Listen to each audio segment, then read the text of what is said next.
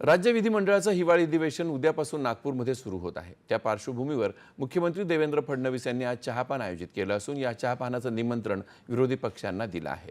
चहापानानंतर राज्य मंत्रिमंडळाची बैठक होईल। त्यानंतर मुख्यमंत्री देवेंद्र फडणवीस उपमुख्यमंत्र्यांसह पत्रकार परिषद घेणार आहेत। विरोधकांनी मात्र आजच्या चहापानावर बहिष्कार टाकला आहे। 14 डिसेंबरपर्यंत या अधिवेशनाचं कामकाज चालणार असून रविवार शासकीय सुट्टीच्या दिवशीही दोन्ही सभागृहांचं कामकाज होणार आहे। या अधिवेशनात विविध महत्त्वपूर्ण विधेयक, पुरवणी मागण्यांवर चर्चा आणि राज्यातील महत्त्वाच्या समस्यांवर विचारविनिमय होण्याची अपेक्षा आहे।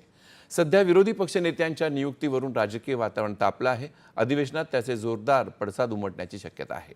अधिवेशनाच्या पहिल्याच दिवशी म्हणजे उद्या दोन्ही सभागृहात पुरवणी मागण्या सादर केल्या जातील। त्यानंतर 10 आणि 11 तारखेला पुरवणी मागण्यांवर चर्चा होणार आहे।